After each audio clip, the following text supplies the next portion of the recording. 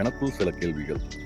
இந்துக்களை சங்கின்னு பேர் வச்சிட்டீங்க, கிறிஸ்துவரை பாவடன்னு பேர் வச்சிட்டீங்க, முஸ்லீமை குல்லா பாய்ஸ் அப்படின்னு வச்சிட்டீங்க. சரி, ரைட்டு. அப்போது இந்துவில் இருந்துட்டு இந்துவை எதிர்த்து மற்ற மதத்துக்கு சப்போர்ட் பண்ணுறவன என்னென்னு வைக்கிறீங்க? சொங்கியா? நானும் பல கமெண்ட்ஸ்லாம் பார்க்குறேன், அதுக்கு ஒரு பேரும் வரமாட்டுது. இந்த ரெண்டாம் கட்டா பயலுக்கு என்ன பேர் வச்சுருக்கீங்க? அது தெரிஞ்சதுன்னா கொஞ்சம் தயவுசெய்து கமெண்டில் சொல்லுங்களேன். நம் இன துரோகி அப்படின்னு பேர் வைக்கலாம் போல், அதுதான் கொஞ்சம் பொருத்தமாக இருக்கும். அதை கமெண்ட்ஸில் சொல்கிறதுக்கு அவங்களுக்கு இன்னும் ஏதாவது ஷார்ட் வேர்டாக சுருக்குன்னு குத்துற மாதிரி வைக்கணும் பேர். இரு, விசுவாசமாக இரு. நீ இருக்கிற இடத்துக்கு விசுவாசமாக இரு, மற்றவனுக்கு இருக்க வேண்டாம். நீ இருக்கக்கூடிய இடத்துக்கு விசுவாசமாக இரு, எல்லாமே நல்லதாக நடக்கும். நீ எங்கே போனாலும் உன் நிழல் உன் கூட தாண்டா வரும், அதை மறந்துடாதீங்க. இந்துவாக பிறந்து இந்துவாக வாழ்ந்து இந்துவாகவே சாவும்டா சந்தோஷமா.